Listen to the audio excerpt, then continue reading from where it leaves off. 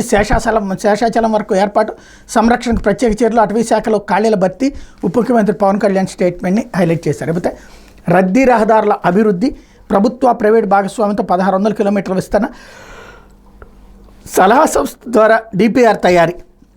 వాహన రద్దీ ఎక్కువగా ఉండి 50 కిలోమీటర్ల పైగా దూరం ఉండే 26 రోడ్లను ఇంజనీర్లు ఎంపిక చేశారు. ఇవన్నీ కలిపి దాదాపు 1600 కిలోమీటర్ల మేరకు ఉన్నాయి. వీటిని పీపీపీ విధానంలో అభివృద్ధి చేయాలని ప్రతిపాదిస్తున్నారు. ఖచ్చితంగా ఎంత ట్రాఫిక్ రద్దీ ఉంది, వాటిలో కార్లు, లారీలు, బస్సులు వంటి వాహనాలు నిత్యం సగటు ఎన్ని ప్రయాణిస్తున్నాయి, ఆయా రహదారుల విస్తరణకు ఎంత ఏమవుతుంది తదితరాలన్నింటిపై డిపిఆర్ సిద్ధం చేయాల్సి ఉంటుందని ఇందుకు సలహా సంస్థను ఎంపిక చేయాలని భావిస్తున్నారు.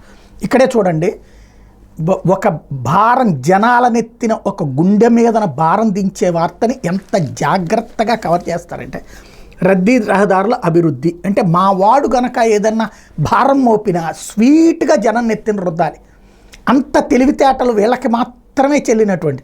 ఇది చూడగానే ఏమనుకుంటా, అబ్బా చంద్రబాబు గారు వచ్చి 1600 కిలోమీటర్లు విస్తరిస్తున్నారు, సూపర్ అనుకుంటాం. కానీ అసలు సీన్ చూడండి. ఇక్కడ వాహన రద్దీ అధికంగా ఉన్న రాష్ట్ర రహదారుల విస్తరణ, పునరుద్ధరణ, ఎస్హెచ్ రెన్యువల్ మీద కూటమి ప్రభుత్వం దృష్టి సారించింది. ప్రభుత్వ ప్రైవేటు భాగస్వామ్య విధానంలో విస్తరించడంపై కసరత్తు చేస్తుంది పీపీపీ.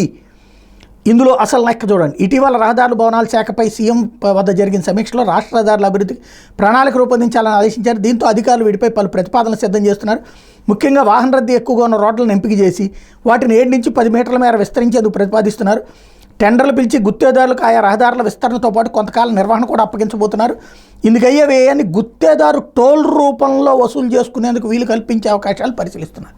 ఇది అంటే ఇప్పటిదాకా నేషనల్ హైవేస్ టోలు చివరికి ఆ టోల్ గేట్ల మీద ఆగ్రహంతో అగనంపూడి లాంటి చోట్ల ధ్వంసం చేసిన వ్యవహారం చూసాం.